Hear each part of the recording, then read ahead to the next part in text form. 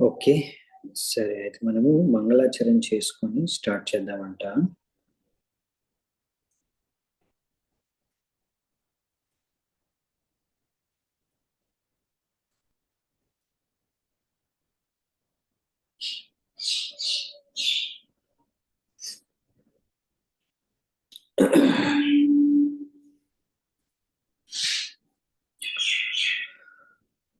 ఓం అజ్ఞానతిమిరాంధస్య జ్ఞానాంజనాశలాకయా చక్షోరున్మిళితం యేన తస్మై శ్రీగురవే నమః.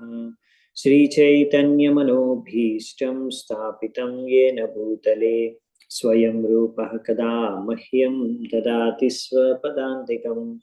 వందేహం శ్రీగురూన్ శ్రీయుతాపదకమలం श्रीगुरून् वैष्णवांश्च श्रीरूपं साग्रजातं सहगणरघुनाथान्वितां तं सजीवं साद्वैतं सावधूतं परिजनसहितं कृष्णचैतन्यदेवं श्रीराधा कृष्णपादान् सहगणललिता श्रीविशाखान्वितांश्च नमा ओं विष्णुपादाय कृष्णप्रेष्ठाय भूतले श्रीमते भक्तिवेदांत स्वामिने ते नामिने नमस्ते सारस्वते देवे गौरवाणी प्रचारिणे निर्विशेष शून्यवादी पाश्चात्य देशतारिणे जय श्री कृष्ण चैतन्य प्रभु नित्यानंद श्री अद्वैत गदाधर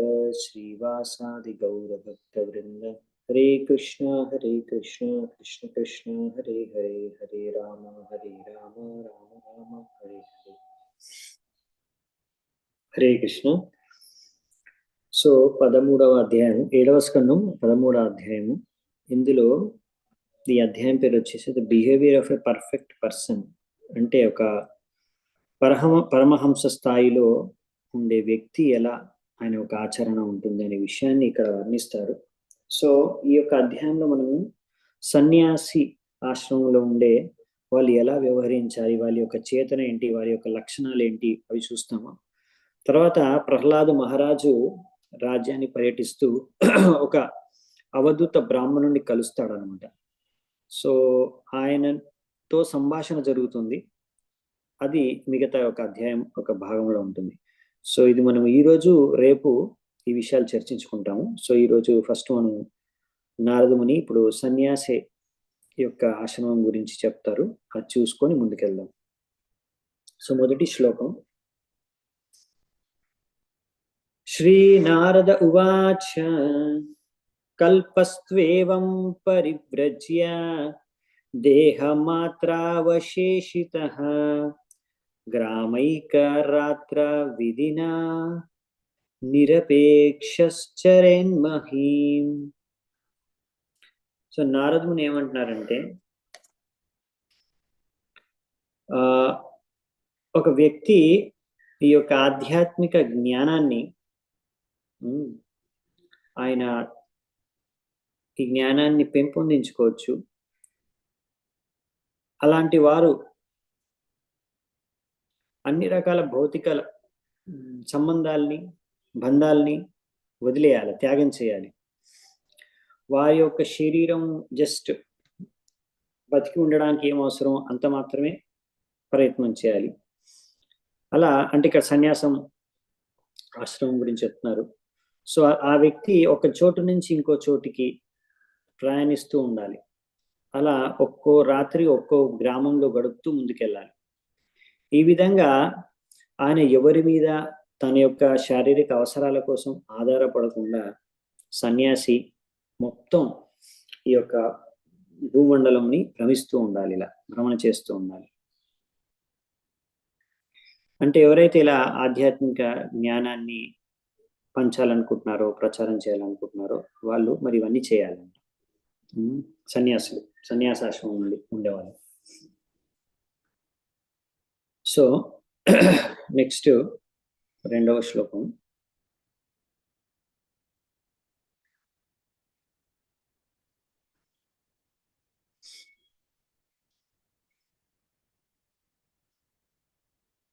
నెక్స్ట్ వచ్చేసి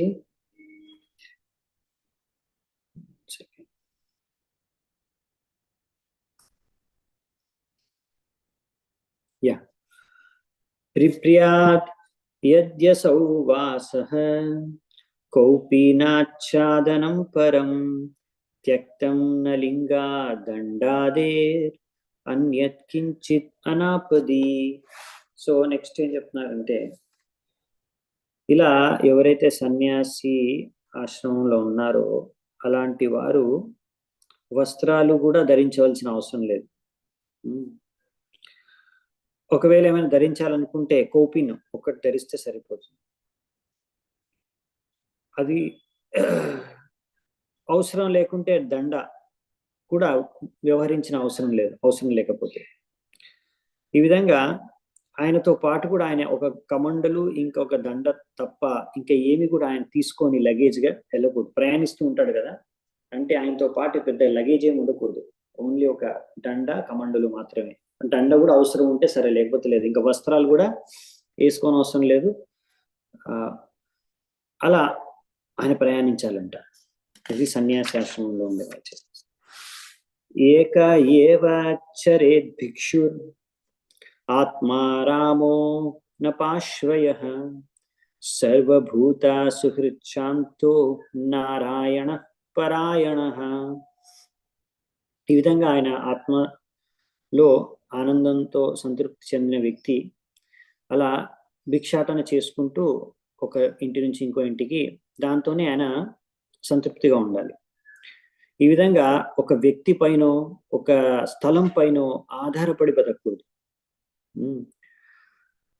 అందరికీ శ్రేయోభిలాషి అయి అందరి మేలు కోరే వ్యక్తిగా అందరితో ప్రశాంతంగా ఎంతో ప్రేమపూర్వకంగా వ్యవహరించాలన్నమాట. అలా ఒక మంచి నారాయణుడి యొక్క భక్తుడై ఉండాలి, శుద్ధ భక్తుడై ఉండాలి. ఈ విధంగా అతను పర్యటన చేస్తూ ఉండాలి, ప్రచారం చేస్తుంది. సో బేసికల్లీ ఇది సన్యాసి యొక్క జీవన శైలిని ఇక్కడ చెప్తున్నారు. సో వైదిక సిస్టంలో ఇలా ఉండేదన్నమాట సన్యాసి యొక్క జీవన శైలి.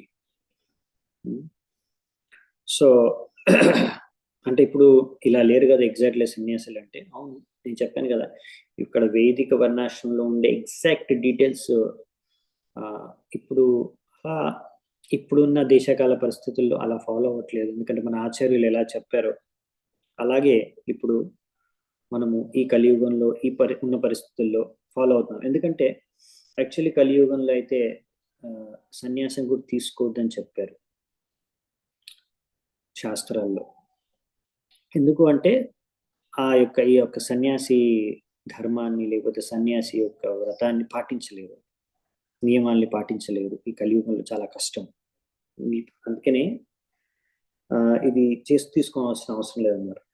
కానీ చాలా మంది మన ఆచార్యులు తీసుకున్నారు. మన గౌడ పరంపరలోనే కాదు, ఇంకా మిగతా సాంప్రదాయాల్లో కూడా రామానుజాచార్య, అలా మధ్వాచార్య, ఇంకా మన చైతన్య మహాప్రభు కూడా తీసుకున్నారు, భక్తి సిద్ధాంత సరస్వతి ఠాకూర్, శిల ప్రభుపాల్ వారు. సో ఇలా చాలా మంది ఆచార్యులు సన్యాసం ఎందుకు అంటే ముఖ్యంగా సన్యాసం తీసుకుంది ప్రచారం చేయడానికి అన్నమాట. ఫోకస్ ఏంటంటే ఇక్కడ మెయిన్ ప్రచారం చేయడానికి. ముందు వైదిక కాలంలో ఏంటంటే ఇక్కడ యాక్చువల్లీ ఫోకస్ చాలా ప్రచారం కన్నా ఎక్కువ ఫోకస్ ఉండేది ఏంటంటే సొంత ముక్తి కోసం ఎక్కువ ఫోకస్ ఉంటుంది. ఇంకా అన్ని త్యాగం చేసి ఇలా భౌతిక బంధనాల నుంచి ముక్తులైపోవడానికి ఇలాంటి కఠోరమైన త్యాగాలు, వైరాగ్యం, తపస్సు అన్ని చేయాల్సి వస్తుంది అనమాట. ఈ విధంగా దీని యొక్క ఉద్దేశం ఏంటంటే ఇక్కడ ఏమి తీసుకుని వెళ్ళకూడదు, ఎవరి మీద ఆధారపడి బతకూడదు. అంటే ఏంటంటే సంపూర్ణంగా భగవంతుడి మీదే ఆధారపడి మనం జీవించాలి. మనం ఇంకెటువంటి భౌతిక ప్రయత్నాలు చేయకూడదు అని. ఇంకా ఏ విధమైన చేతన ఉండాలో అనేది ఇప్పుడు మనం నెక్స్ట్ 4వ శ్లోకం నుంచి చూస్తాము. సో అదనమాట. కానీ ఇక్కడ ఏంటంటే మనకి ఇప్పుడు మన ఆచార్యులు సెట్ చేసిన స్టాండర్డ్ ఏంటంటే అలా సన్యాసం తీసుకోవద్దని చెప్పినా కానీ ఎందుకు మరి స్వయంగా చైతన్య మహాప్రభు తీసుకున్నారు మిగతా మెయిన్ ప్రచారం చేయడం కోసం. సో మెయిన్ ఉద్దేశం అదనమాట. సో మిగతావన్నీ ఇప్పుడున్న సమయానుసారంగా అడ్జస్ట్ చేస్తారు. కొన్ని ప్రిన్సిపల్స్ అయితే ఫాలో అవుతారు. ఎలాగైతే ముందు కూడా చూసుకున్నాము మనం, సన్యాసులు అంటే వాళ్ళు వివాహం చేసుకోరు, స్త్రీలకి దూరంగా ఉంటారు. అలా ఇంకా కొన్ని నియమాలు ఏవైతే ఉన్నాయో అవన్నీ పాటిస్తారు సన్యాసిస్ కూడా. కానీ కొన్ని కొన్ని డీటెయిల్స్ అప్పట్లో ఉండే వాళ్ళు పాటించే, పూర్వయుగాల్లో పాటించేవారు, పూర్వకాలంలో పాటించేవారు, ఇప్పుడు పాటించారు. ఓకే, కానీ మెయిన్ ఇంపార్టెంట్ ప్రచారం అనేది చేస్తారు అనమాట. అది మెయిన్ కార్యము. సో నెక్స్ట్ వచ్చేసి 4వ నంబర్ శ్లోకము. పశ్యేద్ ఆత్మన్యదో విశ్వం పరే సద్ అసదో వ్యయే ఆత్మానం చ పరం బ్రహ్మ సర్వత్ర సదసన్మయే. సో ఇక్కడ ఏం చెప్తున్నారంటే, సన్యాసి ఎవరైతే ఉన్నారో ఎల్లప్పుడూ ఆయన ప్రతి చోట, అన్ని చోట్ల, అందరిలో కూడా భగవంతుణ్ణి దర్శించుకోగలిగి ఉండాలి. ఈ యొక్క మొత్తం సృష్టిలో ఎక్కడ చూసినా ఆయన భగవంతుడిని చూడగలగాలి. అలాంటి చేతన ఉండాలన్నమాట. నెక్స్ట్ 5వ నంబర్ శ్లోకము. సుప్తి ప్రబోధయో సందా ఆత్మనో గతిమాత్మదృక్ పశ్యన్ బంధం చ మోక్షం చ మాయా మాత్రం న వస్తుతః. సో ఆయన మొత్తం మంచి చేతనతో ఉన్న, అంటే మొత్తం మెలుగులో ఉన్న ఆయన అచేతన, అంటే చేతన కోల్పోయినా సరే, ఆ రెండిటి ఏ మధ్యలో పరిస్థితుల్లో ఉన్నా సరే ఆయన ఆత్మను అర్థం చేసుకొని ఈ విధంగా ఆ ఆత్మ సంతృప్తితో జీవించే వ్యక్తి అయి ఉండాలి. అలా ఆయనకి అసలు ఈ బద్ధ అవస్థ ఏంటి, ముక్త అవస్థ ఏంటి, జీవితంలో మాయ ఏంటి, ఇవన్నీ మాయ అనేది సరైనది కాదు, ఇదంతా భ్రమ అనే విషయాన్ని గ్రహించి ఉండాలి, అన్ని సాక్షాత్కారం అయి ఉండాలి. సో ఈ విధంగా ఆయన ఈ మాయ నుంచి ఆయన ప్రభావితం అవ్వకుండా ప్రతి చోట కూడా భగవత్ చేతనతో భగవంతుని దర్శించుకోగలిగే చేతన అయి ఉండాలి. అంటే సంపూర్ణమైన ఆధ్యాత్మిక చేతన అయి ఉండాలి. అంటే పడుకున్నా, నిద్రించి ఉన్నా, లేచి ఉన్న, మెలకువలో ఉన్న, కలగంటూ ఎలా ఉన్నా కానీ, ఆయన ఏ స్టేట్ లో ఉన్నా కానీ అన్ని స్టేట్ లో భగవత్ చేతనతో ఆయన నిండి ఉండాలి. సో ఈ విధంగా ఇక్కడ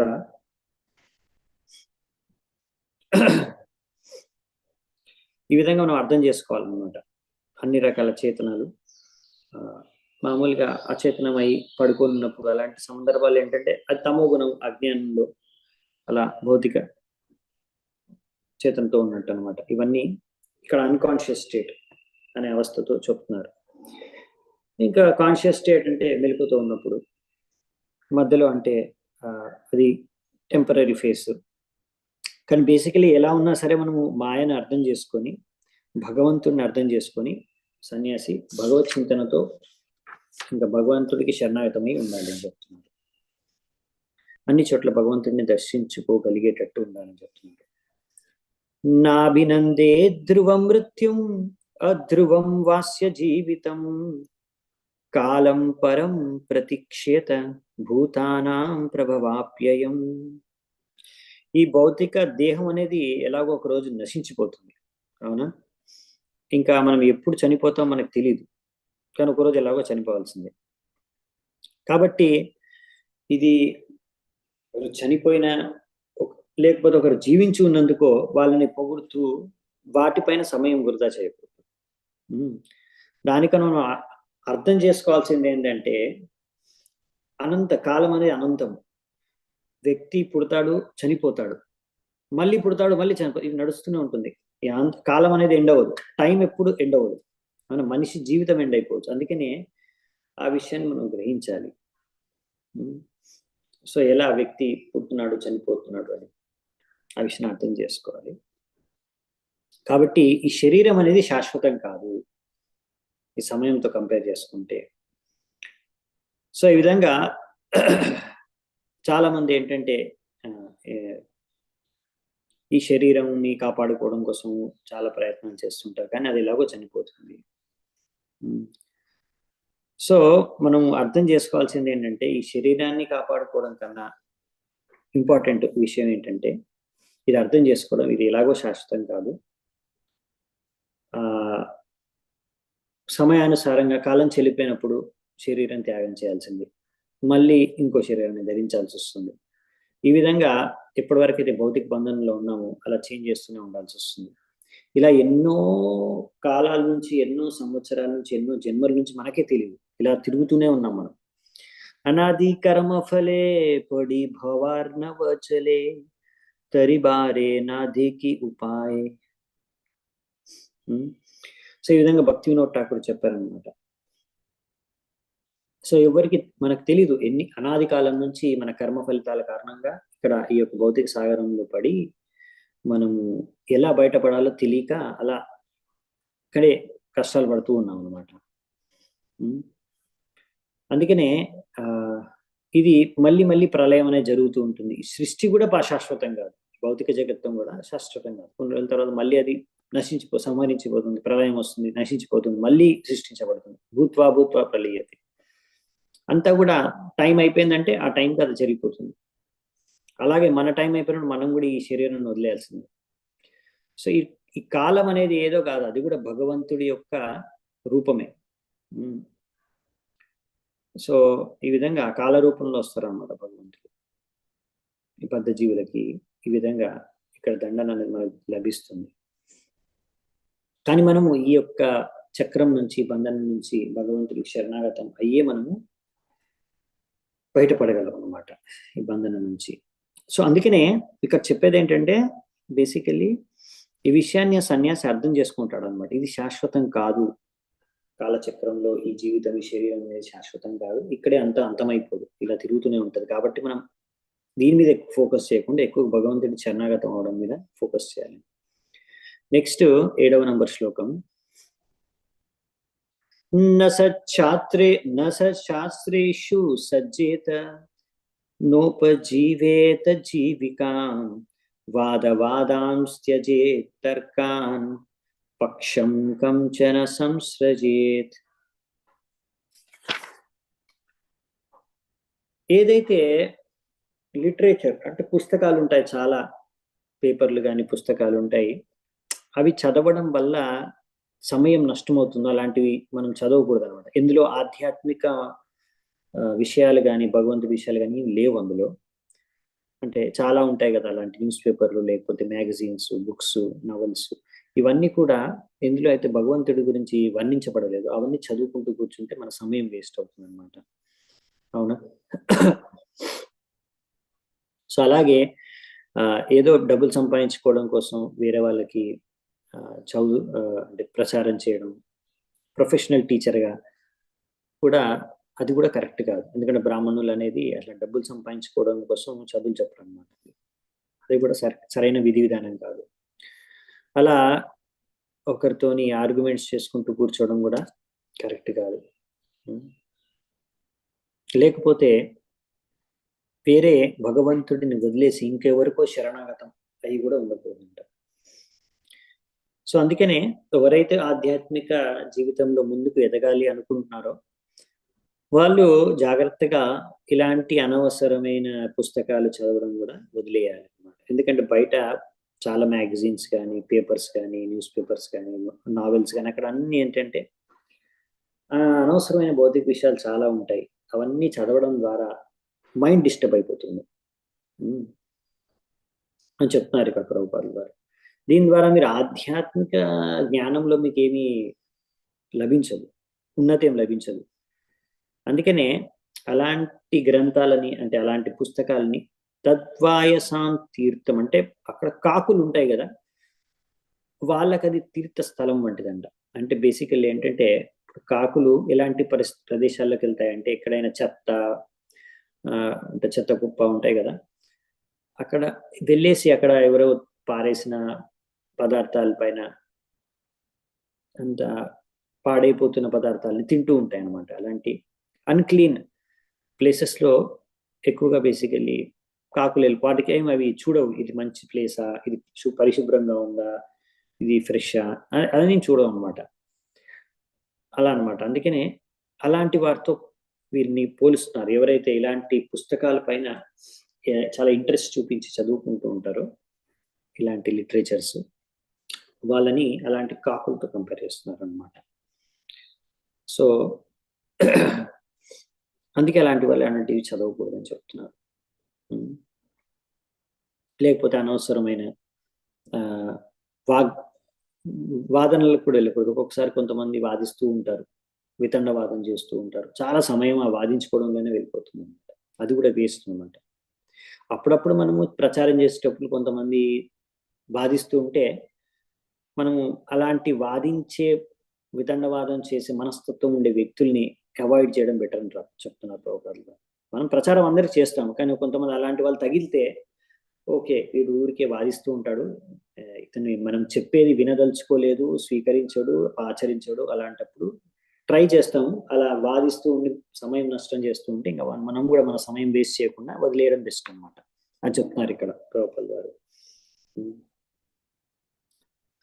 సో ఈ విధంగా అలాగే ప్రచారం కూడా డబ్బులు సంపాదించుకోవడం కోసము, శిష్యుల్ని ఇంకా శిష్యుల యొక్క సంఖ్య పెంచుకోవడం కోసము అలా మనము దానికోసం ప్రచారం చేయడం, చదువు చెప్పడం చేయకూడదు, శాస్త్రాలను బోధించడం చేయకూడదు. ఈ విధంగా శాస్త్రాల్ని మనము మన జీవనోపాధికి వినియోగించకూడదు అనమాట. ఈ విధంగా సన్యాసి ఎప్పుడు కూడా ఆధ్యాత్మిక జీవితంలో ఎలా ప్రగతి సాధించాలి అనే విషయం మీద ఆలోచిస్తూ భగవంతుడికి మాత్రమే శరణాగతం ఉండాలి, వేరే ఎవరికి శరణాగతం అయిపోకూడదు అని చెప్తున్నారు ఇక్కడ. సో ఇక్కడ అదనమాట. అంటే ఇవన్నిట్లో అలా డిస్ట్రాక్షన్ అయిపోతుంది అనమాట. ఇప్పుడు కొంతమంది న్యూస్ పేపర్లు కానీ చదువుతూ ఉంటారు, ఆ బుక్స్ చదవడం వలన ఏదైనా బుక్స్ చదువుతారు, భౌతిక విషయాలు వస్తాయి, వాటి పట్ల ఆసక్తి పెరిగిపోతుంది, అందులో రాసిన విషయాల పట్ల ఆసక్తి పెరిగిపోతుంది. లేకపోతే కొన్ని కొన్ని డిస్టర్బ్ చేస్తాయి, అక్కడ వాడు చనిపోయాడు, ఇక్కడ ఈ దుర్ఘటన జరిగింది, అవన్నీ విని అనవసరంగా మైండ్ డిప్రెస్ అయిపోతుంది. ఇలా ఎందుకు జరిగింది, అలా ఎందుకు చేశాడు, అలా అన్ని ఆలోచించుకుంటూ అటువైపు మైండ్ వెళ్ళిపోతుంది అనమాట. అందుకనే చాలా మంది ఒక్కొక్కసారి ఇలాంటి పేపర్లు చదివి డిస్టర్బ్ ఎక్కువైపోతారు. సో అనవసరంగా అలా డిస్టర్బ్ అయ్యి ఇంకా భగవంతుడి గురించి ఆలోచించకుండా ఇవన్నిటి గురించి ఎక్కువ ఆలోచించి వీటి గురించి చర్చించుకుంటూ టైం వేస్ట్ అయిపోతుంది అనమాట. మనకు తెలియకుండానే అలా చాలా టైం వేస్ట్ వెళ్ళిపోతుంది, మనకు తెలియకుండా మన చేతన కూడా భగవంతుడి వైపు వెళ్ళకుండా పోతుంది. అందుకనే ఇవన్నిటి నుంచి జాగ్రత్తగా ఉండాలని చెప్తున్నారు. నెక్స్ట్ 8వ నంబర్ శ్లోకం. న శిష్యాననుబధ్నీత గ్రంథాన్నైవాభ్యసేత్ బహూన్ న వ్యాఖ్యాముపయుంచిత నారంభానారభేత్ క్వచిత్. సో ఇక్కడ ఏం చెప్తున్నారంటే, ఒక సన్యాసి ఎవరైతే ఉన్నారో అలా ఇంకా శిష్యుల యొక్క సంఖ్య పెంచుకోవడానికి, లేకపోతే ఇంకా వ్యక్తుల్ని నా శిష్యుల్ని చేసుకోవడానికి, ఆకర్షించడానికి రకరకాల ప్రలోభాలు ఇవ్వకూడదు అనమాట. లేకపోతే ఏం చెబితే వీళ్ళందరూ నా శిష్యులైపోతారు, నాకు బాగా ఆసక్తులు అయిపోతారు, ఎలాంటి క్లాసెస్ ఇవ్వాలి, అలా ఏం చెప్పాలి, ఎలాంటి బుక్స్ చదవాలి దానికోసం అని, లేకపోతే వీళ్ళందరి నుంచి ఎలా నాకు నా జీవనోపాధి ఎలా నడుస్తుంది వీళ్ళందరి శిష్యుల ద్వారా, ఇలా ఆలోచించి రకరకాల పుస్తకాలు చదవడం కానీ, రకరకాల ప్రవచనాలు ఇవ్వడం కానీ జీవనోపాధి కోసం, లేకపోతే శిష్యుల యొక్క సంఖ్య పెంచుకోవడం కోసం చేస్తే, లేకపోతే ఇంకా నాకు చాలా సౌకర్యాలు కావాలి, అవన్నీ పెంచుకోవడం కోసం ఒకవేళ ప్రచారం చేస్తే అది సరైన పద్ధతి కాదు అని చెప్తున్నారు సన్యాసులకి. యాక్చువల్లీ మెయిన్ ఉద్దేశం అదే అనమాట. అందుకే చెప్పారు కదా, ఏమీ చేతిలో తీసుకొని కూడా వెళ్ళకూడదు వాళ్ళు, ఒక కమండలు దండ తప్ప, అలాగే బట్టలు కూడా ఏం ధరించకూడదు, ఒక చోట కూడా ఉండకూడదు ట్రావెల్ చేస్తూ. ఎందుకంటే ఒక చోట ఉండి వస్తువులు సేకరిస్తూ, అన్ని రకాల వసతులు సేకరిస్తూ, ఇంకా అలా ఆ స్థలానికి కానీ ఆ వస్తువులకు కానీ మళ్ళీ వాళ్ళన్నీ ఇప్పుడు ఫ్యామిలీ అంటే పరివారం అంతా వదిలేసి సన్యాసాశ్రమంకి వచ్చినా కానీ ఒకవేళ వీళ్ళ ఒక చోట ఉండేసి ఆ చోటికి ఆ స్థలాన్ని పట్ల ఆసక్తి అయి పెరిగిపోతుంది. అలా అక్కడ నుంచి కదలకుండా ఒక దగ్గర సెటిల్ అయిపోవడం. అలా కొంతమంది శిష్యులు వచ్చి వాళ్ళకి అన్ని వస్తువులు, సదుపాయాలు, డబ్బులు అవి ఇచ్చేసరికి ఒక 10 మంది 20 మంది ఎవరైతే శిష్యులు వచ్చారో, ఎవరైతే వాళ్ళకి అన్ని సదుపాయాలు సౌకర్యాలు ఇస్తున్నారో వాళ్ళ మీద ఆధారపడి బతకడం, అలా ఆధారపడి ఒక చోట మంచి అన్ని వసతులతో బతకడానికి ప్రచారం చేయడం, క్లాసులు ఇవ్వడం అనేది ఒక సన్యాసి అలా చేయకూడదు అని చెప్తున్నారు. అది వాళ్ళ పద్ధతి కరెక్ట్ కాదు. సో అందుకనే ఇలా మన వసతుల్ని, సౌకర్యాలని ఇంకా సన్యాసులు పెంచుకోకూడదు అని చెప్తున్నారు అనమాట. సో ప్రభుపాల్ వారు అందుకే రాస్తున్నారు. ఇలా చాలా మంది గురువులు ఏవో ప్రామిసెస్ చేస్తారన్నమాట. ఓ నీ రోగం నయం చేసేస్తాను, నీ కష్టాలు దూరం చేసేస్తాను, నా దగ్గరకు వచ్చి నేను చెప్పినట్టు విను, చెప్పినట్టు చెయ్యి అని భౌతిక లాభాలని, మీ బిజినెస్ లో ప్రాఫిట్ వస్తుంది, మీ యొక్క కష్టాలు తొలగిపోతాయి, మీకు జాబ్ వచ్చేస్తుంది, మీరు ఎగ్జామ్ లో పాస్ అయిపోతారు, నా దగ్గరకు వచ్చేయండి, నేను మీకు ఏ చెప్తాది మంత్రం ఇస్తాను, లేకపోతే ఏదో బూడిదిస్తాను, అది మీరు తీసుకోండి, లేకపోతే బంగారం ఇస్తాను సృష్టించి మీకు, మీరు నాకు. సో ఈ విధంగా ఏవేవో మాయలు లేకపోతే మాటలు ఇలాంటి అనవసరమైన ప్రామిసెస్ అన్నమాట ఇచ్చేసి వాళ్ళకి ఆ విధంగా జనాల్ని ఆకర్షించడం కూడా తప్పనమాట. అలా చాలా మంది బోగస్ గురువులు కలికాలంలో, కలియుగంలో చేస్తూ ఉంటారు. మీరు చూస్తూ ఉంటారు, చూసే ఉంటారు. సో ఈ విధంగా వారికేదో భౌతిక ప్రలోభనలు చూపించి, మీరు నా దగ్గరకు వస్తే మీకు ఇది దొరుకుతుంది, భౌతికంగా ఈ లాభం వస్తుంది అనే లాభాన్ని చూపించి వాళ్ళని, మనుషుల్ని ఆకర్షించుకొని తన శిష్యులుగా చేసుకోకూడదు అనమాట. ఇది తప్పు అని చెప్తున్నారు అనమాట. సో ఒక్కొక్కసారి సన్యాసిస్ కూడా మందిరాలు, పెద్ద పెద్ద ఆశ్రమాలు నిర్మించడానికి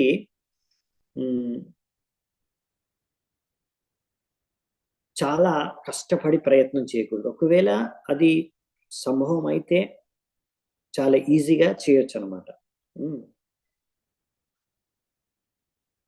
సో అందుకనే చూడాలన్నమాట. ఒక మందిరము, ఆశ్రమం నిర్మించడానికి ఒకవేళ ఒక సన్యాసికి అన్ని ప్రచారం అదంతా బంద్ చేసి దినమంతా ఇదే చేసుకుంటూ కూర్చోవాలి, ఆ తర్వాత అలా వేస్ట్ అనమాట. అంటే మరి మందిరాలు నిర్మించకూడదా, ఆశ్రమాలు నిర్మించకూడదా అంటే నిర్మించుకోవాలి. దేనికోసం అంటే ప్రచారం చేయడానికి మాత్రం నిర్మించాలి. అంతేకాని ఒక ఫ్రీ హోటల్ లాగా అక్కడ వచ్చి జనాలు ఫ్రీగా తినేసి వెళ్ళిపోతే దానికోసం యాక్చువల్లీ ఆశ్రమాలు, మందిరాలు కట్టకూడదు.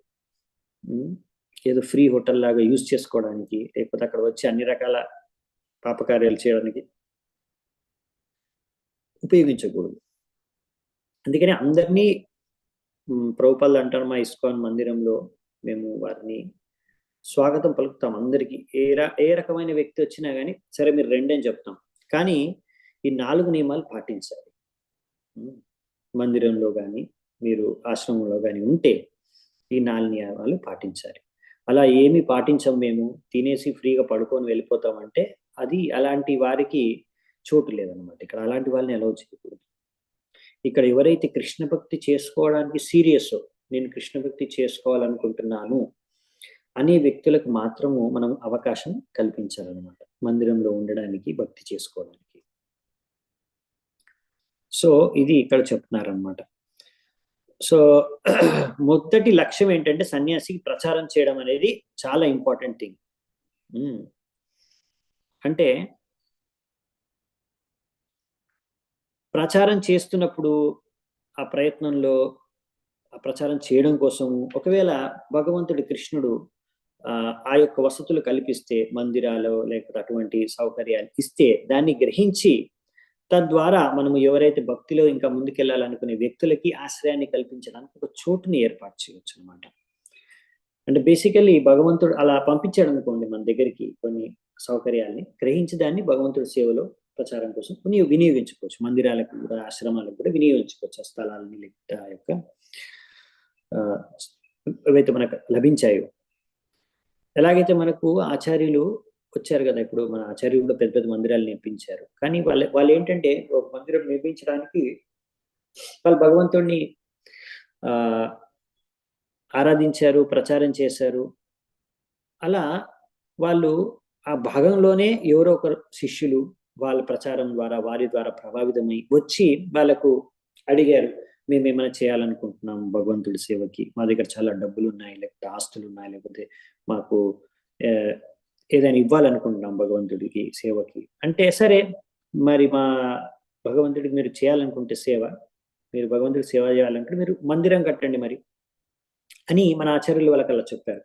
అలా రూప గోస్వామి, అలా సనాతన గోస్వామి వాళ్ళందరూ కూడా అలా వాళ్ళ శిష్యులకి, లేకపోతే అనుచరులకి ఎవరైతే ఇలా సేవ చేయాలనుకుంటున్నారో వాళ్ళందరికీ అలాంటి అవకాశాన్ని ఇచ్చి, వాళ్ళకి మార్గదర్శనం చేసి వాళ్ళ ద్వారా వాళ్ళు అలా మందిరాలు ఎన్నో కట్టారు. సో ఆ విధంగా భగవంతుడికి భక్తి చేసుకోవడానికి, సేవ చేసుకోవడానికి, ప్రచారం చేసుకోవడానికి అలా మందిరాలు అనేది నిర్మించడం అనేది జరిగిందనమాట మన ఆచార్యుల ద్వారా కూడా. సో కాబట్టి అలాంటి కార్యాల కోసం మనం చేయొచ్చు, కానీ దానికోసమే అతిగా శ్రమించి ప్రచారం మానుకొని మాత్రం చేయకూడదు. అది సరైన పద్ధతి కాదు. నయతేరాశ్రమ ప్రాయో ధర్మ హేతుర్మహాత్మనః శాంతస్య సమచిత్తస్య బిభ్రయాత్ ఉత వాత్యజేత్. నెక్స్ట్ 9వ నంబర్ శ్లోకంలో చెప్తున్నారు ఇంకా లక్షణాలు సన్యాసివి. ఆయన శాంతంగా ఉంటాడు, అందరితో సమాన దృష్టిగా చూస్తాడు, అందరినీ సమానంగా చూస్తాడు, ఆధ్యాత్మిక చేతలో ఎంతో ఉన్నతి చెంది ఉంటాడు. సో ఇంకా ఇలా ఎవరైతే చాలా ఉన్నతి చెందిన వ్యక్తి ఉంటారో ఆధ్యాత్మిక చేతనలో, వాళ్ళు ఈ సన్యాసిలకి ఉండవలసిన త్రిదండ కమండలు కంపల్సరీ దాన్ని ధరించాలి అనే రూల్ ఏం లేదు.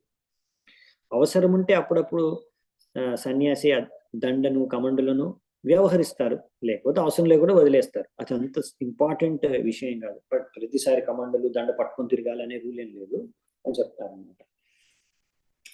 సో ఇప్పుడు సన్యాసుల్లో కూడా 4 వెరైటీస్ ఉంటారు అనమాట. ఇక్కడ పేర్లు ఇచ్చారు, వేరే చోట డిస్క్రైబ్ చేస్తారు, అప్పుడు అక్కడ చర్చించుకున్నాము డీటెయిల్స్.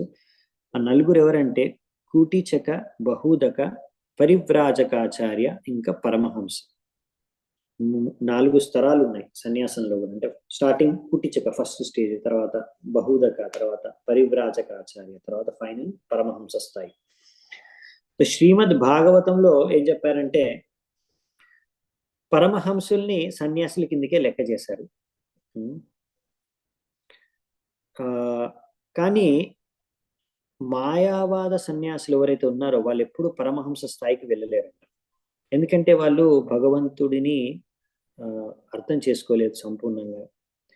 వాళ్ళు భగవంతుడు రూపాన్ని ఇంకా విశ్వసించారు కాబట్టి వాళ్ళు భగవంతుడికి సేవ చేసుకోలేరు. సో ఈ విధంగా భగవంతుడిని ఎవరైతే సంపూర్ణంగా అర్థం చేసుకున్నారో వాళ్ళే అలా పరమహంసులు అయ్యి భగవంతుడికి సేవ చేసుకోగలరు ఆ స్థాయిలో. అసలు శ్రీమద్ భాగవతమే పరమహంసుల యొక్క పురాణం అని చెప్పారు. పరమో నిర్మత్సరాణం సతాం. పరమహంసులు ఈ భాగవతాన్ని చదివి బాగా ఆనందాన్ని పొందుతారు. ఎందుకంటే నిర్మత్సరాణం, వాళ్ళకి ఎటువంటి మాత్సర్య భావన లేదు కనుక.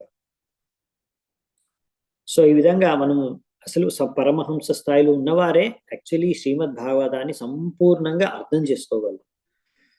మనలాంటి బద్ధజీవులు అసలు అర్థమే చేసుకోలేరు. అయినా మనం ఎందుకు చదువుతున్నాం మరి అంటే ఇక్కడ మనకు అలాంటి ఆచార్యులు అయిన శ్రీ ప్రభుపాదుల ద్వారా తాత్పర్యాలు ఇచ్చారు కాబట్టి ఇవన్నీ మనం అర్థం చేసుకోగలుగుతున్నాం సరిగ్గా, ఇటువంటి శ్రీమద్ భాగవతం వంటి గ్రంథాలు. అందుకని ప్రభుపాదుల వారి తాత్పర్యాలు లేకపోతే మనమే భాగవతం చదువుకొని శ్లోకాలు అర్థం చేసుకోవడం అంటే అది తప్పుగా అర్థం చేసుకునే అవకాశాలు చాలా ఉంటాయి. అందుకనే సరిగ్గా మనం అర్థం చేసుకోలేము. సో ఈ విధంగా పరమహంస స్థాయిలో ఉండే సన్యాసులకి, వైష్ణవులకి మనకి మెయిన్ ఏం చేయాలంటే కార్యం అంటే ప్రచారం. సో ప్రచార కార్యం కోసం అప్పుడప్పుడు సన్యాసి దండ తీసుకోవాలంటే దండని వివరిస్తాడు సన్యాసి, కమండలు వివరిస్తారు, లేదంటే లేదు. అంటే ప్రచారం కాదు ఉపయోగపడుతుందంటే కమండలు దండ ఇవన్నీ తీసుకొని తిరుగుతారు, లేకపోతే లేదు. ఓకేనా? సో అలాగే ఎవరైతే వైష్ణవ సన్యాసులు పరమహంస స్థాయిలో ఎవరైతే ఉంటారో వాళ్ళు ఆటోమేటిక్గా బాబాజీ అనే స్థాయి ఉంటుంది కదా, బాబాజీ స్థాయి యాక్చువల్లీ వాళ్ళు పరమహంస స్థాయి. అంటే వాళ్ళది యాక్చువల్లీ సంపూర్ణమైన శుద్ధ భక్తులు అనమాట. ఓకే, కానీ అంటే వాళ్ళు వర్ణాశ్రమంకి అతీతులు. బాబాజీ 3 గుణాలకు అతీతం ఉంటుంది వాళ్ళ జీవితం, వాళ్ళ చేతన. సో ఇలా పరమహంస స్థాయిలో ఉన్న సన్యాసులు కూడా ఆ స్థాయికి చేరుకున్నారండి, బాబాజీ స్థాయికి చేరుకున్న వాళ్ళే. సో వాళ్ళు కూడా కమండలు దండ ఇవన్నీ క్యారీ చేయాల్సిన అవసరం కూడా లేదు. సో ఈ విధంగా అంటే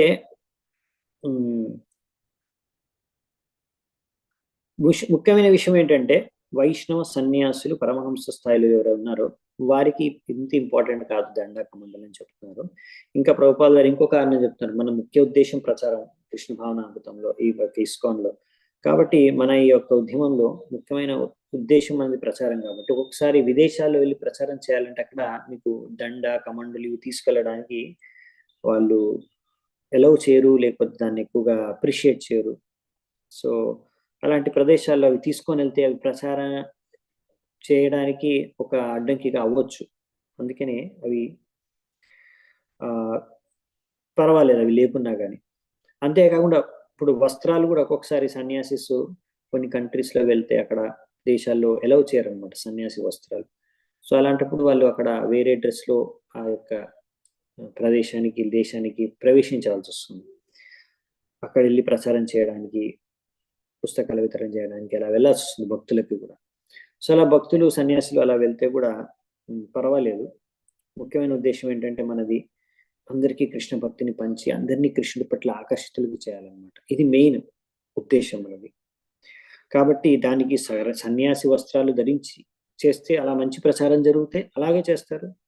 లేకపోతే ఆ వస్త్రాలు వేసుకుంటే ఎవరు అక్కడ వినరు, ఎలవ్ చేయరు అన్నప్పుడు నార్మల్ డ్రెస్ వేసుకొని కూడా ప్రచారం చేసి భక్తుల్ని తయారు. అంటే మెయిన్ ఉద్దేశం ఏంటంటే ప్రచారం చేయడం అనేది. డ్రెస్ అనేది ఇవన్నీ చాలా ఎక్స్టర్నల్ ఫీచర్స్. అందుకే చెప్పాను కదా స్టార్టింగ్ లో కూడా మనం ఈ ఎక్స్టర్నల్ సూపర్ఫిషియల్ థింగ్స్ ని పెద్దగా సీరియస్ తీసుకోవట్లేదు. ఎలాంటి డ్రెస్ వేసుకోవాలి, బ్రహ్మచారికి కూడా ముందు చెప్పారు అలాగే. ఏవో చాలా చాలా డియర్ స్కిన్ వేసుకోవాలి, స్ట్రా బెల్ట్ వేసుకోవాలి, మ్యాటెడ్ హెయిర్ ఉండాలి, ఇలా ఇవన్నీ కూడా ఎక్స్టర్నల్ డీటెయిల్స్ అనమాట. ఇవన్నిటి అంత ఫోకస్ లేదు మనకి. మన మెయిన్ ఫోకస్ ఏంటంటే ఎలా కృష్ణ భక్తిని ప్రచారం పెంచాలి అని. ఓకే, సో దానికి ఇవన్నీ డీటెయిల్స్ కొంచెం అడ్జస్ట్ చేసినా పర్వాలేదు. ఎందుకంటే కొంతమంది ఏంటంటే ఎవరైనా ప్యాంట్ షర్ట్ వేసేసుకున్నారు అనుకోండి, అతను ఏదో పతితుడైపోయి అతను పతనం అయిపోయాడు భక్తి పథం నుంచి అని కూడా కొంతమంది ప్రచారం చేస్తూ ఉంటారు, ఊహించుకుంటూ ఉంటారు. అలాంటి వాళ్ళు ఏంటంటే కృష్ణ భక్తిలో మెచ్యూరిటీ లేక అలా వాళ్ళు ఫీల్ అవుతారు, భావిస్తారు, సొంతంగా ఎక్కువ డిస్టర్బ్ అయిపోతారు, ఇంకొకరిని కూడా డిస్టర్బ్ చేస్తూ ఉంటారు, ఇంకొకరికి చాలా మనసు కూడా చోటు కలిగిస్తూ ఉంటారు అన్నమాట. అలాంటి వాక్యాలు కూడా చేస్తుంటారు. అదేంటి అతను అలా కరిమి డ్రెస్ వేసుకున్నాడు, ఏంటి ప్యాంట్ షర్ట్ వేసుకున్నాడా అంటే అతను పతనం అయిపోయాడు, ఇంకా అసలు అసలు భక్తుడే కాదు అతను, శుద్ధ భక్తుడు అవ్వలేడు అతను. సో శుద్ధ భక్తుడు అవ్వడానికి, ప్రచారం చేయడానికి డ్రెస్ అనేది మెయిన్ క్రైటీరియా కాదని ఇక్కడ ప్రభుపాల్ వారు చెప్తున్నారు అనమాట. సో చాలా మంది ఇస్కాన్లో ఉన్నారు అలా ప్యాంట్ షర్ట్ వేసుకొని కూడా ప్రచారం చేస్తున్నారు, చేశారు, ఎంతో మంది భక్తులని తయారు చేశారు, ఎన్నో పుస్తకాలు వితరణ చేశారు. సో అందుకనే మనము అలా సమయ దేశ కాల పరిస్థితులు పట్టి ఇలాంటి డ్రెస్, ఇలాంటి డీటెయిల్స్ అడ్జస్ట్ చేసుకోవచ్చు అని చెప్పారనమాట. సో ఇలాంటి వాటికి మనం అటాచ్ అయి ఉండడం కూడా ఒక రకమైన మూర్ఖత్వం అనమాట. ఆ మూర్ఖత్వం నుంచి బయటపడాలన్నమాట వ్యక్తులు. అలాగనేసి ఎక్కడైతే పరిస్థితులు అనుకూలంగా ఉన్నాయో అంటే అక్కడ మీరు వైష్ణవ వస్త్రాలు, సన్యాసి వస్త్రాలు అవి ధరించి కూడా భక్తులు వెళ్ళొచ్చు. అయినా కానీ ఒకవేళ వాళ్ళకేంటంటే అలా వేరే దుస్తులు ధరించడం పట్ల ఆసక్తి ఉండడం కారణంగా వాళ్ళు ఒకవేళ వేరే వెస్టర్న్ డ్రెస్ కానీ కర్మి వస్త్రాలు కానీ వేసుకుంటే అది కరెక్ట్ కాదు. కానీ ప్రచారం కోసం అవసరమై ఒకవేళ అలా వస్త్రాలు ధరించే స్టైల్ అవి డీటెయిల్స్ చేంజ్ చేయాల్సి వస్తే చేంజ్ చేసుకోవచ్చు, అది పెద్ద విశేషం కాదు, అది ఇంపార్టెంట్ కాదంత అని విషయాన్ని ఇక్కడ చెప్తున్నారు. ఎందుకంటే ఈ విషయంలో నేను చూసాను చాలా మంది కన్ఫ్యూజ్ అయిపోతూ ఉంటారు, డిస్టర్బ్ అయిపోతూ ఉంటారు. అందుకనే ఇక్కడ ఈ విషయాన్ని మనం గ్రహించవచ్చు అనమాట. ప్రభుపాల్ ద్వారా రాశారు. నెక్స్ట్ 10వ నంబర్ శ్లోకం చూద్దామంట. అవ్యక్తలింగో వ్యక్తార్థో మనీష్యున్మత్త బాలవత్ కవిర్ మూకవత్ ఆత్మానం సదృష్ట్యా దర్శయేంద్రుణాం. సో నెక్స్ట్ ఇక్కడ ఏం చెప్తున్నారంటే, ఒక సన్యాసి ఎప్పుడు కూడా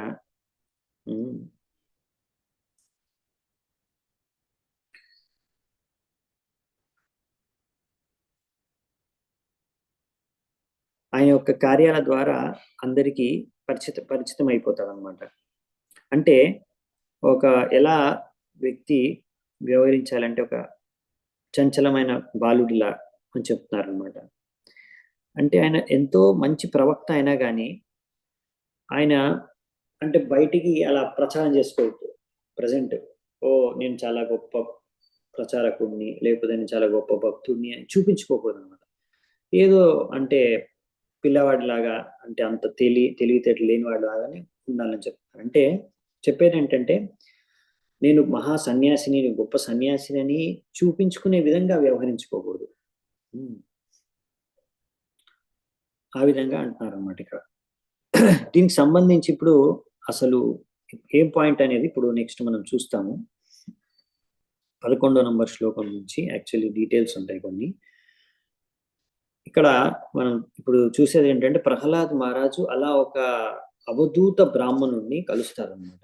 ఆయన కూడా అలాంటి పరమహంస స్థాయిలో ఉంటారు. అంటే సంపూర్ణంగా ఇక్కడ ఆయనకు సంబంధించి చెప్పారనమాట. అంటే అలా పరమహంస స్థాయిలో ఉండే వాళ్ళకి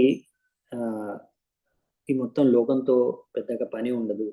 ఇంకా ఏ శరీరంలో ఏం డ్రెస్ వేసుకున్నారు వాటన్నిటి మీద పెద్ద ధ్యాస ఉండదు. వాళ్ళ గురించి పెద్దగా పట్టించుకోరు అనమాట. ఆ విధంగా ఇంకా ఎదుటి వాళ్ళకి చూపించుకోవడానికి బతకరనమాట. నేను ఎంత గొప్పవాడిని, నేను ఎంత గొప్ప సన్యాసిని, నేను ఎంత గొప్ప ప్రచారకుడు, అట్లా ప్రచారకుడిని అలా చెప్పుకోవడానికి చూపించుకునే విధంగా వ్యవహరించారు. అసలు ఏం పట్టించుకోకుండా ఉంటారు అన్నిటిని. సో అప్పుడు అలాంటి ఒక అవధూత బ్రాహ్మణుని కలుస్తారు ప్రహ్లాద మహారాజు. అది చూద్దాం. ఆయనతో జరిగే సంభాషణ ఉంటుంది. అత్రాప్యుదాహరంతిమం ఇతిహాసం పురాతనం ప్రహ్లాదస్య చ సంవాదం మునేర్ ఆజగరస్య చ. సో ఇప్పుడు నారదుడు ఏం చెప్తున్నాడంటే, ఇప్పుడు నీకు ఒక పురాతనమైన ఒక కథ చెప్తాను. ఈ స్టోరీ, ఈ యొక్క కథ ప్రహ్లాద మహారాజు ఇంకా ఒక ఎంతో పెద్ద సాధువు, ఎవరైతే అజగర వృత్తిని అనుసరిస్తున్నాడో అటువంటి సాధువుతో జరిగిన సంభాషణ గురించి చెప్తాను నీకు అంటున్నారు. ఇప్పుడు అజగర వృత్తి అంటే ఏంటంటే, అజగర్ అంటే అదొక పైథాన్ అనమాట. ఆ అజగర్ పైథాన్ అనేది అన్ని చోట్ల వెళ్ళదు ఆహారం కోసం అని, ఒక చోటే కూర్చొని ఉంటుంది. దాని ముందుకు ఏ ప్రాణి అయితే వస్తుందో ఆ ప్రాణిని తినేస్తుంది అంతే. అంటే అంటే తన ఆహారం కోసం అనేసి ఏ ప్రయత్నము చేయదన్నమాట, ఎక్కడికో వెళ్ళి కష్టపడదు. సో అలాగే అజగర వృత్తి అంటే కొంతమంది సన్యాసులు ఇలాంటి వృత్తిని అనుసరిస్తారు. ఇప్పుడు మాధవేంద్ర పురి కూడా అజగర వృత్తిని పాటించేవారు. ఆయన కూడా ఎక్కడికి వెళ్ళేవారు కాదు అడుక్కోవడానికి. అంటే మామూలుగా సన్యాసులు వెళ్ళి అడుక్కోవచ్చు, భిక్షాటనకి వెళ్ళొచ్చు. కానీ ఈ లెవెల్లో ఉండేవాళ్ళు అసలు భిక్షాటానికి కూడా వెళ్ళరు అనమాట. వీళ్ళు అలా అజగర వృత్తిని అనుసరించే సన్యాసులు వాళ్ళు ఒకే చోటు ఉంటారు. ఇంకా భగవంతుడు ఎవరినైనా పంపిస్తే, ఏదైనా పంపిస్తే అక్కడికి వాళ్ళకి తినడానికి, వాళ్ళు తింటారు, లేకపోతే అలాగే ఉంటారు అన్నమాట తినకుండా. సో అలాంటి ఒక అజగర వృత్తిని అనుసరించే సాధువుని ప్రహ్లాద్ మహారాజ్ కలుస్తాడు అనమాట. అప్పుడు వాళ్ళిద్దరి మధ్యలో ఏం జరిగింది అనేది మనం ఇప్పుడు రేపు చూద్దాం. మోస్ట్లీ ఇప్పుడు స్టార్ట్ చేద్దాము, కంటిన్యూ చేద్దాం రేపు కూడా. సో ఇప్పుడు ఫస్ట్ మనం చూద్దాం ఎవరిని కలిశాడు, ఎక్కడ కలిశాడు అనేది ప్రహ్లాద్ మహారాజు. 12-13 శ్లోకాలు. తం శయానం ధరోపస్తే కావేర్యాం సహ్యసానుని రజస్వలైస్తను దేశైర్ నిగూఢామల తేజసం దదర్శ లోకాన్ విచరన్ లోకతత్వ వివిత్సయ వృతో మాత్యై కతిపయై ప్రహ్లాదో భగవత్ ప్రియ. సో నెక్స్ట్ ఏం చెప్తున్నానంటే, ప్రహ్లాద్ మహారాజు భగవంతుడి యొక్క పరమ భక్తుడు, సేవకుడు. ఆయన ఒకసారి ఇలా పర్యటనకి వెళ్ళాడు అనమాట. మొత్తం ప్రపంచంలో పర్యటనకి వెళ్ళినప్పుడు అలా కొంతమంది ఆయన ఒక పార్షదుల్ని తీసుకొని, అసలు ముఖ్యమైన ఉద్దేశం ఏంటంటే సాధువుల యొక్క లక్షణాలని, ఆయన సాధువుల యొక్క స్వభావాన్ని, సాధువుల్ని అర్థం చేసుకోవడానికి, వాళ్ళ గురించి తెలుసుకోవడానికి అనే ఉద్దేశంతోనే పర్యటనకి వెళ్ళాడు. అలా వెళ్ళినప్పుడు కావేరీ నది ఒడ్డున సహ్యాద్రి అంటే పర్వతాల దగ్గర ఆయన ఒక సాధువుని చూశాడనమాట. ఆయన నేల మీద పడుకొని ఉన్నాడంట. ఆయన మొత్తం శరీరం అంతా మట్టి, దుమ్ము, ధూళి వీటితో నిండిపోయి ఉందన్నమాట. ఆ విధంగా. కానీ ఆయనను చూసి ఈయనకేమనిపించిందంటే ఇతను ఆధ్యాత్మికంగా ఎంతో ఉన్నతి చెందిన వ్యక్తి, ఉత్తమ స్థాయిలో ఉన్న, ఉత్తమ చేతనతో ఉన్న ఆధ్యాత్మిక వ్యక్తి, సాధువు అని ప్రహ్లాదుడికి అనిపించిందంట అతన్ని చూసి. అదెలా తెలిసింది? అతనితో మాట్లాడలేదు, అతని గురించి ఎవరు ఆయనకి చెప్పలేదు. అలా పడుకొని ఉన్న ఒక వ్యక్తిని చూసి, అది కూడా మొత్తం దుమ్ము ధూళితో నిండిపోయి ఉన్న వ్యక్తిని చూసి ఎలా ఎవరైనా తెలుసుకోగలుగుతారు అతను సాధువు అని అనుకుంటారు? అంటే అది ఎలా తెలుసుకున్నారు ప్రహ్లాద్ మహారాజ్ అనేది నెక్స్ట్ శ్లోకంలో చెప్తున్నారు. 14వ నంబర్ శ్లోకంలో, కర్మణా కృతిభిర్వాచ లింగేర్వర్ణాశ్రమాదిభిః న విదంతి జనాయం వై సోసావితి నా వ్యతి చ. సో ఇక్కడ ఏం చెప్తున్నారంటే, ఒక సాధువు యొక్క కార్యాల వల్ల, లేకపోతే ఆయన యొక్క కొన్ని శరీరాన్ని చూసో, ఆయన వాక్యాలని చూసో, వర్ణాశ్రమం ఏ ఆశ్రమం వర్ణంలో ఉన్న చూసో,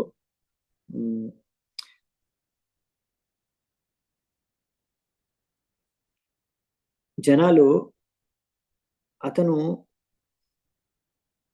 ముందు ఉన్న వ్యక్తేనా అని గుర్తించలేరంట. సో బేసికలీ ఇక్కడ చెప్పేది ఏంటంటే, అక్కడున్న వ్యక్తులు కూడా ఆయన యొక్క అక్కడ పడుకొని ఉన్న ఒక సాధువుని చూసి అర్థం చేసుకోలేకపోతారు అసలు ఇతను సాధువా అని. ఎందుకంటే అలా పడుకొని ఉంటే ఒక వ్యక్తి దుమ్ము ధూళితో నిండి, తద్వారా ఎవరికి అర్థం కాదు అసలు అతను ఎవరు, అతను ముందున్న వ్యక్తి, ముందు మనకు తెలిసిన వ్యక్తేనా, ఇప్పుడు ఈయన వేరే అయిపోయాడా ఏంటి అనేది అర్థం కావట్లేదు, అర్థం కాదు కూడా. సో ఇదెందుకు మరి అలా సాధువుని చూసి అర్థం ఎందుకు చేసుకోలేరు అంటే, మామూలుగా వైష్ణవేర క్రియాముద్ర విఘ్నేన భుజాయ్ అంటే ఇది చాలా ఉన్నతమైన వైష్ణవులు, పరమహంస స్థాయిలో ఉండే వైష్ణవులు. వాళ్ళు ఏ విధంగా జీవిస్తారంటే అది ఎవ్వడికి అర్థం కాదు, యాక్చువల్లీ బద్ధజీవులకు ఎవరికి అర్థం కాదు. అలాంటి వాళ్ళని అర్థం చేసుకోవడానికి, అలాంటి వైష్ణవులు అర్థం చేసుకోవడానికి, వాళ్ళ పూర్వజన్మ గురించి తెలుసుకోవడానికి ప్రయత్నించకూడదు. సో అందుకనే ప్రహ్లాద్ మహారాజ్కి మాత్రం అర్థమైపోయింది ఆయన చూడగానే ఆయన సాధువు అని. అందుకే ఆయన వెంటనే ఆయన ప్రణామాలు కూడా అర్పిస్తారు. కానీ ఇక్కడ ఏంటంటే చెప్పేది వైష్ణవేర క్రియాముద్ర విఘ్నేన భుజాయ్ అంటే, ఎవరైతే పరమహంస స్థాయిలో ఉన్న వైష్ణవులు ఏంటంటే వాళ్ళు చేసే కార్యాలు మామూలు మనుషులకి యాక్చువల్లీ సరిగ్గా అర్థం కావు. ఎందుకు అలా చేస్తున్నారు, ఏ కారణంతో చేస్తున్నారు, ఏ ఉద్దేశంతో చేస్తున్నారు, ఏం అర్థం కాదు వాళ్ళకి. అసలు ఇలా చేస్తున్నారు వీళ్ళు, దీన్ని బట్టి మనం సాధువులను అర్థం చేసుకోగలుగుతామా అంటే అది కూడా లేదన్నమాట. సో ఇప్పుడు ప్రహ్లాద్ మహారాజ్ అలాంటి వ్యక్తిని చూసినప్పుడు ఆయనకు అర్థమైంది అతను పెద్ద సాధువు అని, వైరాగి అని, అప్పుడు పరమహంస స్థాయిలో ఉన్న వ్యక్తి అని. సో ఇప్పుడు ఆయన ఏం చేస్తారో చూద్దాం. 15వ నంబర్ శ్లోకం, తం నత్వాభ్యర్చ్య విధివత్ పాదయో శిరసా స్పృశన్ వివిత్సుర్ ఇదం అప్రాక్షీన్ మహాభాగవతోసురః. సో అసురులలో మహాభాగవతుడైన ప్రహ్లాద్ మహారాజుడు ఏం చేశారంటే వెళ్ళి అక్కడ ఫస్ట్ ఆయనకు ప్రణామాలు అర్పించేసి ఆయన ఆరాధించుకున్నారంట. ఈ విధంగా ఎవరైతే అజగర వృత్తిని అనుసరించి జీవిస్తున్నాడో ఆ సాధువుని, ఈ విధంగా ఆయన యొక్క శిరస్సుని ప్రహ్లాద్ మహారాజు ఆ సాధువు యొక్క పాదపద్మాల పైన పెట్టి ఆయన ప్రణామాలు అర్పించుకొని, ఈ విధంగా ఆయన గురించి అర్థం చేసుకోవడానికి ఆయననే ఈ విధంగా అడిగారంట. ఏం అడిగారు ప్రహ్లాద్ మహారాజు చూద్దామంట. అసలు ఎందుకు ఆయన అలా అడగవలసి వచ్చింది, ఎందుకు ఆయనకు అలా అనిపించింది అతను సాధువు అనే విషయం కూడా చూద్దామంట. నెక్స్ట్ 16-17 శ్లోకాలు ఉన్నాయి. బిభ్రసి కాయం పీబానం సోద్యమో భోగవాన్ యతా విత్తం చైవోద్యమవతం అవతాం భోగో విత్తవతామిహ భోగినాం ఖలు దేహోయం పీవా భవతి నాన్యత. సో ప్రహ్లాద్ మహారాజ్ చూశాడు, ఇతను సాధువు ఒకే చోట పడుకొని ఉన్నాడు, ఆయన అంటే ఏమాత్రం కష్టపడట్లేదు, ఎక్కడ తిరగట్లేదు, భిక్షాటానికి వెళ్ళట్లేదు, ఏం లేదు, అయినా కానీ బాగా దిట్టంగా ఉన్నాడు అనమాట. అంటే చాలా లావుగా, ఫ్యాటీ లావుగా ఉన్నాడు. అది చూసి ఆయన్ని చూసి ప్రహ్లాద్ మహారాజ్కి ఆశ్చర్యం వేసింది, ఇంకా కొన్ని కుతూహలత కలిగింది అడగాలని. ఆయన అడిగారు, "ఆ, ప్రభు, మీరు చూస్తుంటే ఎటువంటి కష్టము పడట్లేదు, మీరు జీవనోపాధి కోసమని ఎటువంటి ప్రయత్నం కానీ, డబ్బులు సంపాదించుకునే ఏ ప్రయత్నము చేయట్లేదు, అయినా కానీ మీ శరీరం ఇంత దిట్టంగా లావుగా బాగా ఉందే. ఉమ్, అంటే ఎవరో బాగా భోగించి బాగా తిని ఆ, బాగా లావెక్కిన వాళ్ళలాగా మీరు కూడా అలా ఉన్నారేంటి? ఉమ్, ఆ ఎవరైతే బాగా ధనికులు, వాళ్ళకి ఏ పని పాట ఉండదు, పొద్దంతా తినడము, అలా పడుకోవడం, తద్వారా బాగా లావెక్కిపోతారు. కాబట్టి అది అర్థం చేసుకోవచ్చు, వాళ్ళు బాగా తిని పడుకుంటున్నారు, ఏం పని చేయకుండా, కాబట్టి లావెక్కిపోతున్నారు. మీరు ఎలా తినడానికి కోసం కూడా ఎక్కడికి వెళ్ళట్లేదు, భిక్షాటనకు కూడా, అసలు ఒకే దగ్గర ఉంటున్నారు. సో మీరు ఎలా ఇంత లావుగా ఎలా ఉన్నారు? సో ప్రహ్లాద్ మహారాజ్ కొంచెం ఆశ్చర్యం వేసింది. ఎందుకంటే మామూలుగా ఏంటంటే సాధువులంటే మరి అలా లావుగా లావుగా ఉన్నారంటే బేసికలీ కొంచెం ఎక్కువ తింటారని మామూలుగా అయితే. సో అలా ఎలా ఉన్నాడు అతను, ఒక దగ్గర ఉండి అజగర్ వృత్తిలో ఉండి కూడా ఎంత లావు ఎలా ఉన్నాడు? ఇప్పుడు తాత్పర్యంలో చెప్తున్నారు, అందుకే ఆయన ఎందుకు ఆశ్చర్యపోయాడంటే భక్తి సిద్ధాంత సరస్వతి ఠాకూర్ కూడా ఆయనకు కూడా నచ్చేది కాదు. ఎవరైనా ఆయన శిష్యుల్ని చూసారనుకోండి, కొంతమంది శిష్యులు బాగా ముందు బక్కగా ఉండేవారు, తర్వాత మెల్లిమెల్లిగా లావెక్కిపోతున్నారు అన్నమాట. అంటే ఏంటి, అలా చూసినప్పుడల్లా భక్తి సిద్ధాంత సరస్వతి ఠాకూర్ అనేవారు, అనుకునేవారు అనమాట, వీళ్ళు నా శిష్యులు బాగా భోగిలు అయిపోతున్నారు, బాగా ఇంద్రియ తృప్తిని చేసే దాంట్లో ఎక్స్పర్ట్ అయిపోతున్నారు, ఎందుకంటే అలా లావెక్కిపోతున్నారు మెల్లిగా గ్రాడ్యువల్ అయితే. సో అలాగే ప్రహ్లాద్ మహారాజ్ కూడా చూసి కొంచెం ఆశ్చర్యపోయారు, అజగర్ వృత్తిని అనుసరించే వ్యక్తి ఇంత లావు ఎలా ఉండగలుగుతాడు అని. ఉమ్. ఎందుకంటే మామూలుగా ఎవరైతే పేదవాళ్ళు ఉంటారో, అంటే వాళ్ళకు తినడానికే వాళ్ళకి గతి లేదు కదా, అలాంటి వాళ్ళు పేదవాళ్ళకి వాళ్ళు చాలా బక్కగా ఉంటారు. ఇంకేంటంటే వాళ్ళు చాలా కష్టపడతారు ఆ ఆహారం పొందడం కోసం. వాళ్ళు చాలా కష్టపడతారు, కష్టపడి డబ్బులు సంపాదిస్తారు, ఏదో ఒక పనో, ఏదో ఒక వ్యవసాయమో లేదా వ్యాపారమో చేసుకొని. ఆ విధంగా తర్వాత ఉమ్, ఆ వ్యక్తి మెల్లిమెల్లిగా డబ్బులు సంపాదించి, డబ్బులు వచ్చేసినప్పుడు అప్పుడు ఇంకా ఇంద్రియాల్ని భోగించుకోవడానికి బాగా తిని బాగా లావెక్కుతాడు అనమాట. సో అందుకనే జనరల్లీ ఇది ప్యాటర్న్ ఉంటుంది, ఎవరైనా ముందు బక్కగా ఉండి తర్వాత లావెక్కుతారు. సో ఇలా ఒక ఛాన్సెస్ ఉన్నాయన్నమాట, ఇలా బాగా తర్వాత తిని ఏం పని చేయకుండా ఉంటే అలా పెరిగిపోతారు, లేకపోతే ధనికులు బాగా ధనం ఉండి ఎక్కువ తిని పడుకుంటే అలా లావెక్కిపోతారు. సో కాబట్టి ఇలా ఇంద్రియ తృప్తి ద్వారా లావెక్కుతారు. కానీ ఈయనేంటి మరి, ఈయన సాధువు ఆయన చూసి సాధువు అనిపించింది ఆయనకి, ఎందుకు చూద్దాము. సో అందుకని ఆయనకి అర్థం కావట్లేదు అనమాట ప్రహ్లాద్ మహారాజ్కి. అందుకని ఇక్కడ మనకు తాత్పర్యంలో చెప్తున్నారు, ఇలా భక్తి సిద్ధాంత సరస్వతి ఠాకూర్ కూడా నచ్చేది కాదంట. అందుకే ఆయన అంటే దీని అర్థం ఏంటంటే, అలా ఎవరైతే ఆధ్యాత్మిక ఉన్నతి పొందాలనుకుంటున్నారో అలా లావెక్కడం అనేది అంత సరైన సూచన కాదు అని. ఓకే, నెక్స్ట్ 18వ నంబర్ శ్లోకం. నతే శయానస్య నిరుద్యమస్య బ్రహ్మన్నుహార్తో యత ఏవ భోగః అభోగినోయం తవ విప్రదేహ పీవాయతస్తద్వదన క్షమం చేత్. సో ఇక్కడ ఏం చెప్తున్నారంటే, ఇప్పుడు ప్రహ్లాద్ మహారాజ్ అడుగుతున్నాడు అనమాట. ప్రహ్లాద్ మహారాజ్ ఏమడుగుతున్నాడంటే, ఓ బ్రాహ్మణ, నువ్వు ఆధ్యాత్మిక జ్ఞానం మొత్తము పొందిన వ్యక్తివి, కాబట్టి నీకేం అవసరం లేదు చేయడానికి. అందుకనే నువ్వు ఆధ్యాత్మిక జ్ఞానం కలిగి ఉండడంతో నీకు తెలిసిపోయింది భౌతిక ప్రపంచంలో ఏం చేయకూడదు అనేసి కార్యాలు, అందుకే నువ్వు ఇలా పడుకొని ఉన్నావు. ఈ విషయం నాకు అర్థమైంది. ఇంకా నువ్వు ఇంద్రియాల్ని భోగించుకోవడానికి నీ దగ్గర డబ్బులు కూడా లేవు, ఆ విషయం కూడా నాకు తెలుస్తుంది. మరి ఏమీ లేదు నీ దగ్గర భోగించడానికి, అయినా ఇంత లావుగా ఎలా ఉన్నావు అని. సో ఒకవేళ మీరు అపరాధంగా అనుకోకుంటే దయచేసి నాకు కొంచెం తెలియచేయండి, మీరేమి తప్పుగా ఆలోచించుకోకుంటే నేను అడిగిన ప్రశ్నకి అని అడుగుతున్నారు. ఆయనకు ఆశ్చర్యం కలిగింది ప్రహ్లాద్ మహారాజ్కి, అందుకే అడుగుతున్నాడు అనమాట. కానీ ఆయన కన్ఫర్మ్, ఇతను సాధువు అనే విషయాన్ని కన్ఫర్మ్ అయిపోయాడు ప్రహ్లాద్, అందుకే కన్ఫ్యూజన్ లో పడ్డాడు. సో మామూలుగా తాత్పర్యంలో ప్రభుపాదులు వాళ్ళు రాస్తున్నారు, ఎవరైతే బాగా ఆధ్యాత్మిక ఉన్నతి సాధించాలనుకుంటున్నారో వాళ్ళు ఒకేసారి సంపూర్ణ భోజనాన్ని స్వీకరిస్తారంట రోజుకి, మధ్యాహ్నము లేకపోతే సాయంత్రం. ఒకవేళ అలా ఒకరు ఒకేసారి రోజుకు ఒకేసారి సంపూర్ణమైన భోజనం చేసే వాళ్ళు ఎలా లాభెక్కుతారు? లాభెక్కే ఛాన్స్ లేదు.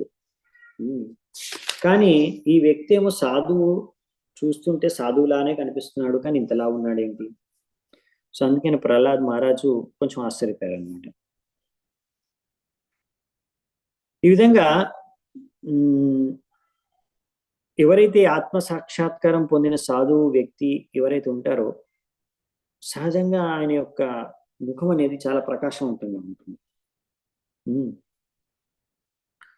ఈ విధంగా ఎవరైతే one who is advanced in self realization must be considered to possess a body of Brahman. So అలా ఎవరైతే ఆధ్యాత్మిక ఉన్నతి చెందిన వాళ్ళు ఉంటారో, ఆత్మ సాక్షాత్కారం పొందిన వ్యక్తుల్ని బ్రాహ్మణులుగా మనం గ్రహిస్తాం. సో ఈ విధంగా అతను చూసిన ఒక లక్షణం అన్నమాట, ఆయన శరీరంలో లావుంది శరీరము, కాకపోతే ఆయన ఫేస్ చాలా ప్రకాశవంతంగా ఉంది. అందుకే ఆయనకి డౌట్ వస్తుంది, అదేంటి ఇంత ప్రకాశవంతంగా ఎలా ఉంది, ఒక సాధువుకు ఉండే తేజస్సు ఆయన ముఖంలో కనిపిస్తుంది. అది ప్రహ్లాద్ మహారాజ్కి అందుకే ఆశ్చర్యాన్ని గురి చేస్తుంది. నెక్స్ట్ 19వ శ్లోకం.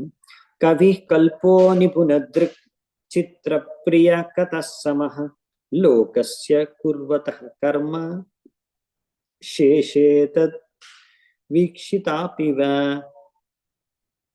సో నెక్స్ట్ ఏమంటున్నారంటే, ప్రభు మీరు చూస్తుంటే మీరు చాలా విద్వానులు అనిపిస్తుంది, చాలా తెలివైన వాళ్ళు, చాలా దక్షులుగా నాకు అర్థమవుతుంది, మీరు బాగా మాట్లాడగలరు కూడా. ఇవన్నీ కూడా చెప్తూ ప్రహ్లాద్ ఒక విధంగా ఆయన్ని ప్రశంసిస్తున్నారు. అంటే ఆయనకు ఎవరికైనా ఇలా మీరు చెప్తే ఎవరినైనా కానీ వాళ్ళకి ఆనందం కలుగుతుంది మేము ప్రశంసిస్తే. సో మీరు అంటే ప్రహ్లాద్ మహారాజ్ అంటున్నాడు, మీరు చూస్తున్నారు జనాలు, సామాన్యమైన ప్రజలు ఎన్నో రకాల భౌతిక కార్యాలు, కర్మకార్యాల్లో నియుక్తులైపోయారు, కానీ మీరు మాత్రం ఇలాంటి భౌతిక కార్యాలు కర్మలు చేయకుండా ఇక్కడే ఇలా పడుకొని ఉన్నారు. అంటే మీకు తెలివి, తేటలు, బుద్ధి, జ్ఞానం అన్నీ ఉన్నాయి చేయడానికి, మీరు అన్ని మాట్లాడగలరు సరిగ్గా, ఇంకా సరిగ్గా మాట్లాడి అందరినీ సంతృప్తి పరిచే విధంగా కూడా మాట్లాడగలరు. అయినా కానీ అలా బయట వాళ్ళందరూ ఎంతో పనులు చేస్తున్నారు, మీరు ఏం పని చేయకుండా పడుకున్నారు. సో అని అడుగుతున్నాడు ప్రహ్లాద్ మహారాజ్. సో ఆయనకి ఆశ్చర్యం కలిగేది ఇది అనమాట. సో ఆయన గురించి తెలుసుకోవాలనుకుంటున్నారు ప్రహ్లాద్ మహారాజు. ఎందుకు అంటే ప్రహ్లాద్ మహారాజు కూడా ఆయన బాడీని అలాగే చెప్పాము స్టడీ చేసి, ఈ విధంగా ఆయనకు అర్థమైంది, బాడీని స్టడీ చేసి బాడీలో కూడా కొన్ని ఫీచర్స్ ఉంటాయి, దాన్ని బట్టి ఒక వ్యక్తి అర్థం చేసుకోవచ్చు అనమాట. ఆ ప్రహ్లాద్ మహారాజ్ అలా కొన్ని ఫీచర్స్, బాడీలో కొన్ని లక్షణాలని చూసి శరీరంలో ఆయన అర్థం చేసుకున్నాడు, ఇతను చాలా తెలివైన వ్యక్తి, ఇతను చాలా దక్షుడు, ఇలా పడుకొని ఉన్నా ఏం పని చేయకుండా అయినా కానీ తప్పకుండా ఈ వ్యక్తి సాధారణమైన వ్యక్తి కాదు అనే విషయాన్ని, మంచి మహాపురుషుడు, సన్యాసి, సాధువు అన్నట్టుగా అర్థమైపోయింది ప్రహ్లాదుడికి. అందుకే కానీ కొన్ని డౌట్స్ వచ్చాయి, ఇంత లావు ఎందుకున్నాడు అని అలా డౌట్ వచ్చి అడిగాడు. ఇప్పుడు నారదుని కంటిన్యూ చేస్తున్నారు అన్నమాట. సైతం దైత్యపతినా పరిపృష్టో మహాముని స్మయమానస్తం అభ్యాహ తద్వాగమృతయంత్రితః. సో నారదుని ఏమంటారంటే ఇక్కడ, అలా ప్రహ్లాదు మహారాజు ప్రశ్నించినప్పుడు, దైత్యరాజు అయిన ప్రహ్లాద్ మహారాజు, అతను ప్రహ్లాద్ మహారాజు యొక్క వాక్యాల ద్వారా చాలా ఆకర్షితుడైపోయాడు అనమాట. ఎంతో చక్కగా, ఎంతో బాగా అతను ఎనలైజ్ చేసి సరిగ్గా అడిగాడు ప్రశ్నని. సో అందుకనే ఏ ప్రహ్లాద మహారాజ్ యొక్క ఉత్సుకత చూసి ఆయన ఇంకా దైత్య రాజు కూడా రాజు వచ్చి అలా అడిగాడు. ఎంతో ఆయన యొక్క ముఖంలో ఉన్న స్మైల్ చూసి ఇప్పుడు ఈ యొక్క బ్రాహ్మణుడు ఈ విధంగా ఆయనకు చెప్తున్నారంట. సో ఇప్పుడు ఏం చెప్తున్నారు అనేది ఈ యొక్క బ్రాహ్మణుడు అంటే ఈ యొక్క అవధూత బ్రాహ్మణుడు, అది మనము 21వ నంబర్ శ్లోకం నుంచి అవధూత బ్రాహ్మణ చెప్పే విషయాలనేవి చూద్దామంట. సో ఇవి మోస్ట్లీ ఇప్పుడు టైం అయిపోయింది ఈ రోజుకి, రేపటి నుంచి చూద్దామంట. రేపు మోస్ట్లీ ఇవి ఆయన చెప్పినవన్నీ విషయాలు చూడడానికి ప్రయత్నం.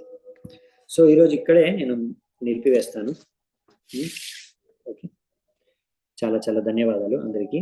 శిల ప్రభుపాదికి జై, శ్రీమద్ భాగవతం కీ జై, సమవేత భక్త వృందికి జై, తాయి గౌర్ సీతానాథ్ ప్రేమానందే హరి హరి. చాలా ధన్యవాదాలు. Hare Krishna. Thank you very much.